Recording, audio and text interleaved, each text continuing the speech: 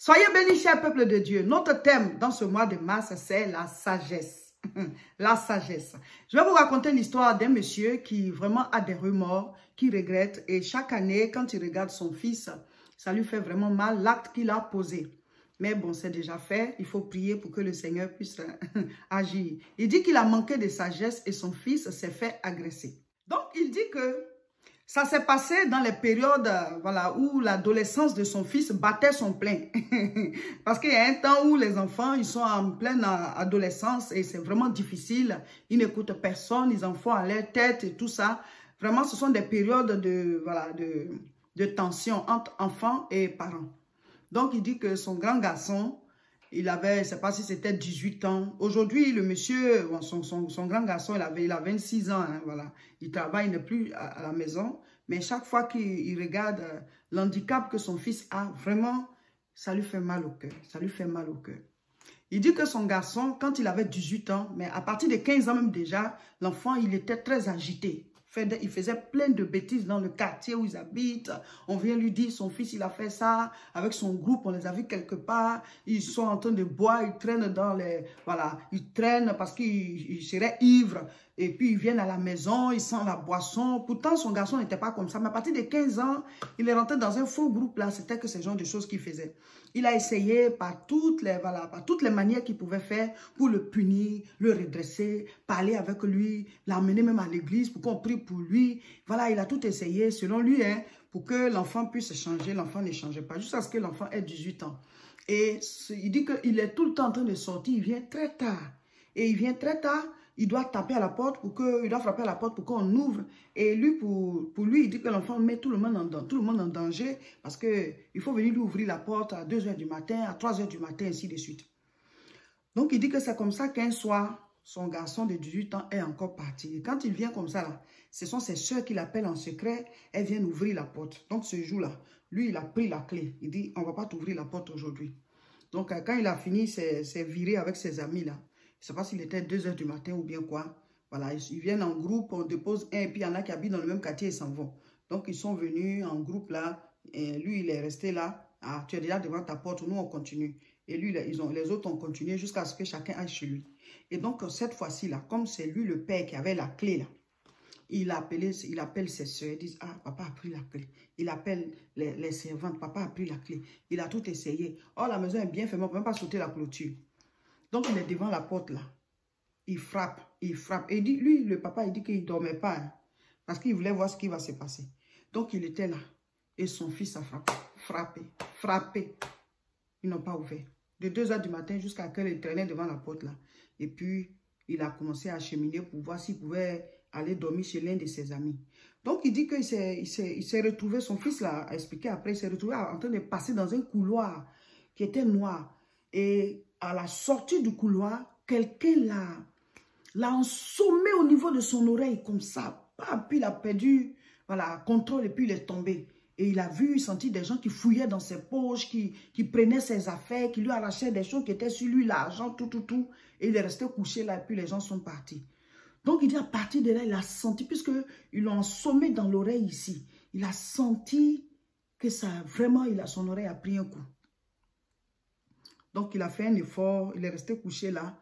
Au moment où il s'est retrouvé, il a fait un effort, il s'est levé et il ne pouvait plus partir chez ses amis là. Il a traîné encore, marché, il est venu se coucher maintenant devant la porte. Et le matin, ils ont ouvert, il avait le sang, il était blessé au niveau de l'oreille et tout ça. Et tout le monde sort, son papa regarde que son fils, il a été agressé. Il ne savait pas quoi dire, le père. Et il dit, mais qu'est-ce qui s'est passé? Il dit, ah papa, je suis resté devant la porte. J'ai frappé pendant des heures. Personne n'a ouvert. Donc, je voulais aller dormir chez l'un de mes amis là. Tu vois, le couloir je suis passé par là. Et ils m'ont assommé. Quelqu'un m'a tapé. Je suis tombé. Je ne sais même pas qui c'est. Ils m'ont vidé les poches. Ils n'ont plus tout ce qui était sur moi. Et voici. Donc, on l'a envoyé à l'hôpital. Et ils l'ont soigné. Mais il a son nuit. Voilà. Il n'entend plus bien de cette oreille. Enfin, on n'entend plus bien de cette oreille. Donc, jusqu'à aujourd'hui, il est resté comme ça. Il a pris un coup, même il dit après ça, son enfant ne sortait plus. C'est lui-même qui disait, mais tu ne sors pas, tu ne vas pas voir tes amis. Il avait changé. Il avait changé. Donc, le père, il a des remords. Bon, l'enfant, le monsieur, là, il est un monsieur, il a 26 ans. Après, il a fini ses études, il se débrouille. Il a pris son petit studio, il est là-bas. Mais il dit, il a le cœur brisé. Son fils n'est pas né comme ça, avec cette oreille qui n'entend pas bien. Son fils n'est pas né comme ça. Donc, il s'en veut. Chaque fois qu'il voit l'enfant, ça lui fait mal. J'aurais dû ouvrir la porte ce jour-là. J'aurais dû ouvrir la porte ce jour-là. C'est cette phrase qui sonne toujours dans sa tête. J'aurais dû ouvrir la porte. Oh! Et lui-même, ça peut lui causer aussi du tort à force de chaque fois regretter. Vous voyez? Donc, on va partir de là pour tirer les leçons. Souvent, il y a des situations de la vie qui se présentent à nous. On agit par colère. Mais le résultat de cette colère-là, on peut payer ça durant toute notre vie. On peut payer ça durant toute notre vie. Ce mois de mars, on parle de sagesse. Donc, on touche tous ces points-là. Vraiment, que Dieu aide ce monsieur à se pardonner. Que le Seigneur guérisse l'oreille de son fils. Luc chapitre 15, je lis à partir du verset 11. Il s'agit de l'histoire du fils prodigue. Il dit encore, un homme avait 2 fils. Le plus jeune dit à son père, « Mon père, donne-moi la part de bien qui doit me revenir. » Et le père leur partagea son bien. Peu de jours après, le plus jeune fils, ayant tout ramassé, partit pour un pays lointain où il dissipa son bien en vivant dans la débauche. Lorsqu'il eut tout dépensé, une grande famine survint dans ce pays et il commença à se trouver dans le besoin. Je vais lire à partir du verset 17. Il entra, étant entré en lui-même, il dit, « Combien d'ouvriers chez mon père ont du pain en abondance et moi je meurs de faim. Je me lèverai, j'irai vers mon père et je lui dirai, « Mon père, j'ai péché contre le ciel et contre toi. Je ne suis pas digne d'être appelé ton fils. Traite-moi comme l'un de tes serviteurs. » Et il se leva et alla vers son père. Comme il était encore loin, son père le vit et fut ému de compassion et il courut, se jeta à son cou et l'embrassa. Verset 21. Le fils lui dit, « Mon père, j'ai péché contre le ciel et contre toi. Je ne suis plus digne d'être appelé ton fils. » Mais le père dit à ses serviteurs, « Apportez vite la plus belle robe et revêtez-le. Mettez-lui un anneau au doigt et des souliers aux pieds. Amenez le veau gras et tuez. Mangeons et réjouissons-nous. Car mon fils que voici était mort et il est revenu à la vie. Il était perdu et il est retrouvé. » Et il commençait à se réjouir. Voilà. Cette histoire-là illustre bien, voilà, le comportement de certains jeunes gens ou bien de certaines jeunes filles à un certain âge. Le monsieur, il avait 2 fils. Le plus grand et le plus jeune. Le plus jeune, peut-être qu'il était à l'âge de l'adolescence ou bien il venait à peine de sortir de l'âge de l'adolescence. Il avait encore cette folie de l'adolescence-là. Et il a demandé qu'on lui donne son héritage. C'est tellement qu'il a insisté. Le père a fini par lui donner. Il est parti, il a tout dilapidé dans la débauche à vivre comme il veut, comme si c'était comme ça que son père même avait fait pour obtenir ce bien-là. Et maintenant qu'il n'avait plus rien, il a commencé à manger par-ci, par-là. Il voyait que c'était dur. Il cherche même du travail, c'était difficile. Même pour manger la nourriture des animaux, même c'était difficile. Il a préféré retourner chez son père. Mais la Bible dit, pendant qu'il venait de loin, son père l'a vu. Et il est allé vers lui, il a sauté à son cou parce que son fils était de retour. On ne va pas remuer le couteau dans la plaie du monsieur qui a déjà des remords. Mais nous voulons partir de là pour que chacun de nous prenne conscience du fait que quand on élève les enfants, nos enfants, ce n'est pas nous. Parce que souvent, tu as l'impression que c'est toi. Non, c'est une autre personne, mais qui est sortie de toi. Donc, tu es en train de lui donner une éducation. La personne a son caractère, la personne a son comportement. Tu te dis, mais pourquoi cette personne ne réagit pas comme moi? Pourquoi elle ne comprend pas les choses comme moi? Mais elle n'a pas vécu ce que tu as vécu. Elle n'a pas appris ce que tu as appris. Vous n'êtes pas la même personne. C'est ton enfant, mais c'est une autre personne. Vous comprenez?